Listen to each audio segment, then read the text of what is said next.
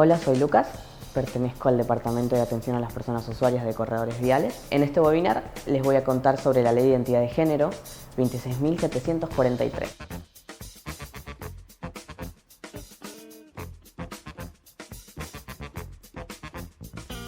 La Ley de Identidad de Género declara que toda persona travesti trans no binaria tiene derecho a ser tratada dignamente y que se le reconozca su identidad de género.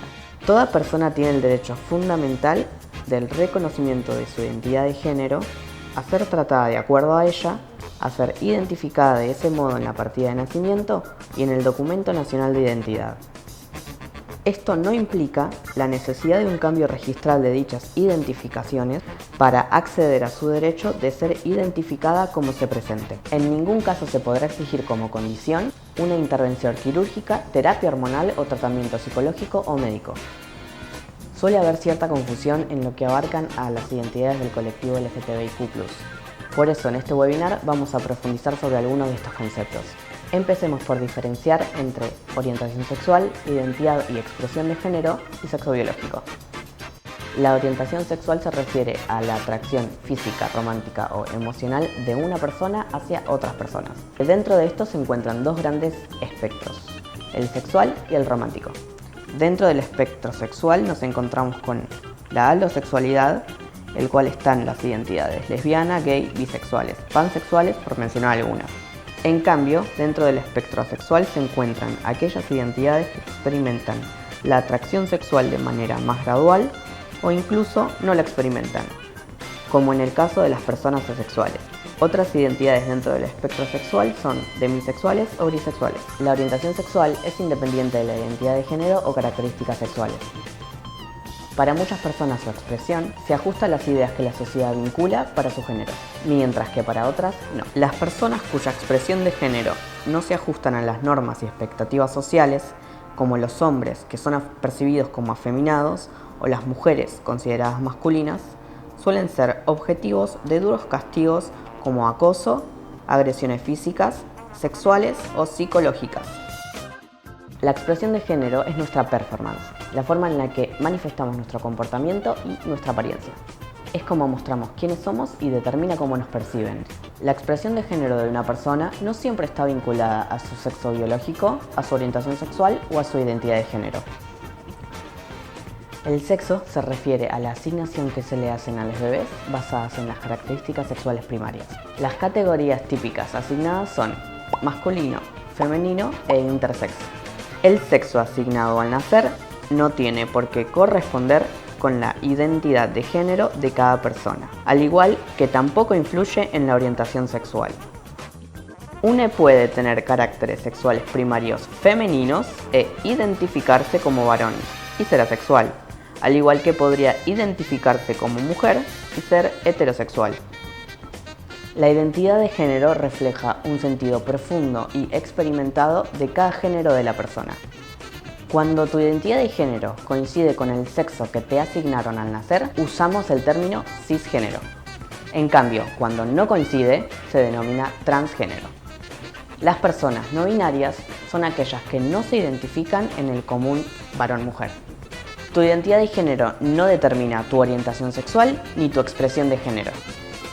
Las personas travesti trans no binarias tenemos dificultades para acceder a nuestros derechos, a la salud, a la educación, a una vivienda digna, a condiciones equitativas y satisfactorias de trabajo, así como también a la protección frente al desempleo sin discriminación alguna.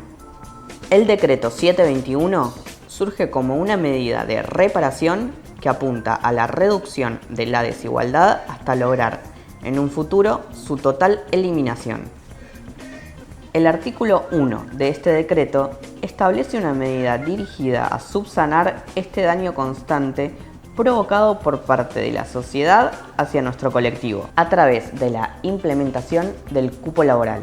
Esto supone que los cargos de personal deberán ser ocupados en una proporción no inferior al 1% de la totalidad de los mismos por personas trans, travestis, no binarias.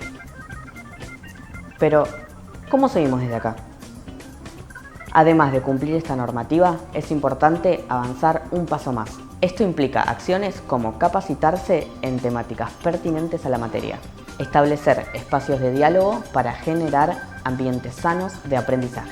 Establecer medidas de protección para las personas del colectivo, como forma de reconocer que aún nos falta mucho camino por recorrer. Brindar la información suficiente para que cada uno conozca y tenga acceso a sus derechos y medidas de protección disponibles.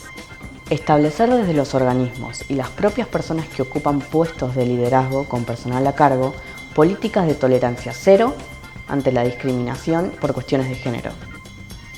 Una de las acciones principales a tener en cuenta es el trato digno. Esto implica el reconocimiento, respeto y accionar en pos de los derechos e integridad que se debe a todas las personas. Los principales aspectos incluirían: respeto a la identidad de género.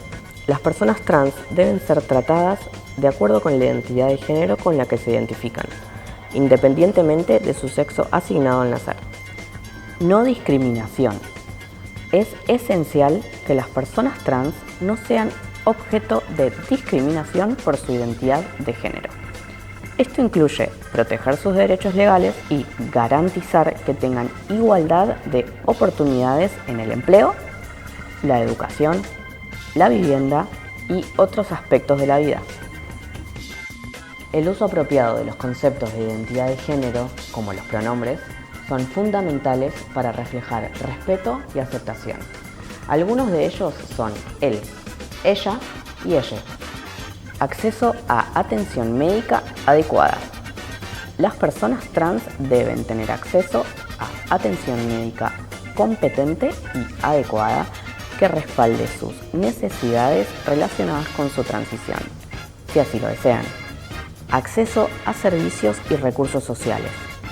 Asegurar que las personas trans tengan acceso a servicios y recursos sociales que promuevan su bienestar y calidad de vida es fundamental. Esto incluye servicios de apoyo psicológico y servicios de asesoramiento. Educación y sensibilización.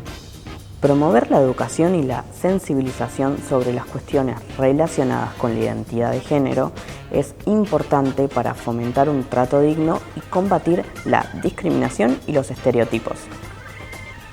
Protección contra la violencia y el acoso. Garantizar que las personas trans estén protegidas contra la violencia y el acoso es esencial.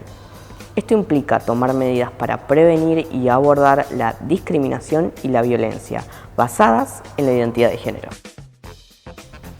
¿Qué otras medidas podemos tomar para garantizar el trato digno? El paso más apropiado a la hora de saber cómo dirigirse hacia otras personas es preguntar. De esta forma le brindamos el espacio para que la persona se sienta más cómoda. Una forma de preguntar podría ser: ¿qué pronombres usas? Ahora, lo importante es respetar la respuesta. El objetivo de esto es saber cómo dirigirnos a esa persona, no identificar su orientación o sus órganos sexuales.